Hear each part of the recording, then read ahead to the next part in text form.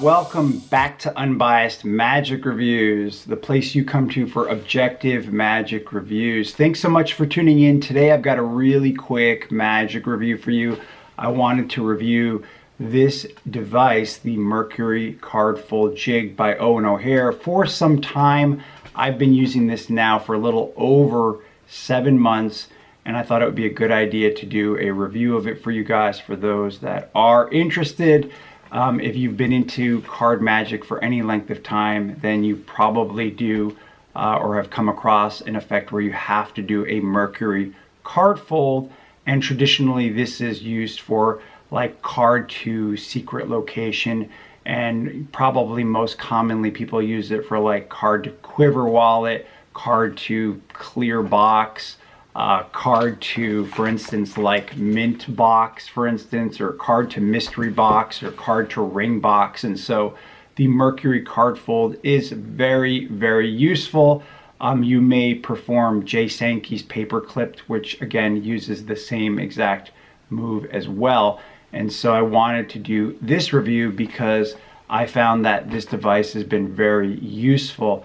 Now, as you guys know, nobody sends me these devices, and if you've been watching my reviews for any length of time, you know that I own most of Eoin O'Hare's devices for creating gaff cards and stuff like that, because they are top quality. They're not cheap, but they are definitely built to last. Now, if you are on a budget, right, you don't have the money to shell out for this stuff, then I would recommend another good alternative would be the Bullet by Todd Lemansk. This is an excellent alternative, and it is a lot cheaper, but it is made out of plastic.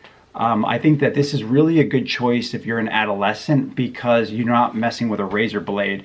So if you're an adult and you have the money for it, then obviously I would recommend you check out the Mercury Card Fold Jig here.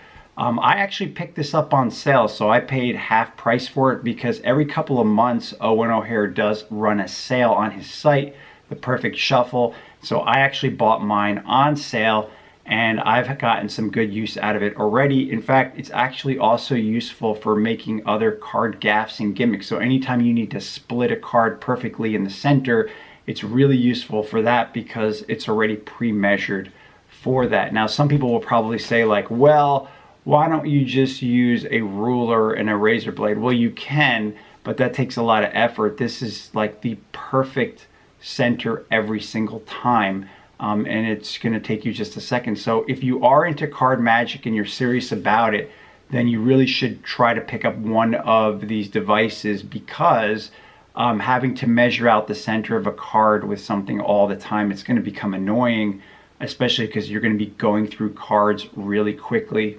If you do have one of these routines that's part of your set and you're performing it regularly, you're going to find that you're going to need to score cards a lot. And so it's going to be like, well, this is becoming annoying.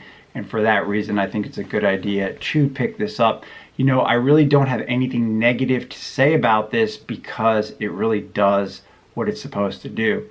We're going to take a closer look at it now, but before I do that, I wanted to tell you that if you are enjoying this review, don't forget to subscribe, give me a like.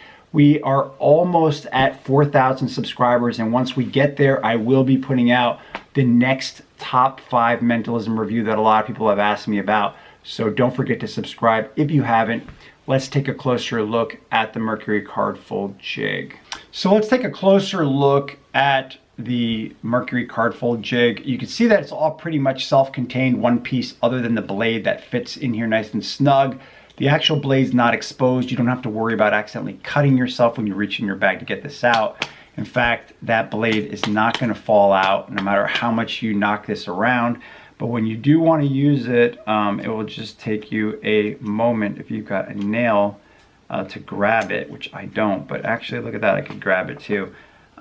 So let me show you the standard scoring for standard Mercury card fold, so you can see how quick and how simple this is, because I think it takes a whole of 3 seconds, because this is all pre-measured. That's as long as it takes, and it's barely perceptible on the back. You can barely feel it. If you don't know what you're looking for, then you're never going to find it.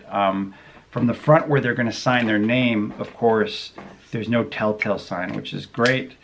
And if you ever see anybody do a Mercury card fold with a card that is not prepared, then I'm sure you've noticed all this huge motion of their hands, which is why I think that a scored card is so much better, because the spectator's not going to notice that you're doing all these large motions, because people aren't dumb and they're likely going to notice you did something that looked suspicious. So you want your movements to all look really natural, and what you want to do is you want to make it look like you're doing something, like for instance, like maybe it looks like you're just giving the cards a shuffle like this, which looks normal, and you could say, do you see your card in there somewhere? They'll say no. You say, here, why don't you give them a shuffle yourself?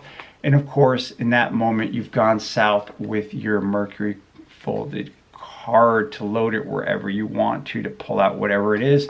And they will be completely shocked when they see their signature on the card. Now let me show you the other scoring you can do if you want to do the triple score, like if you want to do a fold where the card is very small, like you want to load it into a ring box or something like that. You're going to notice that this takes maybe a second longer because I have to put one extra scoring in it. But again, the jig already is pre-measured for you, and because of that, that's as long as it takes. What did that take? Like an extra second or something? I don't know.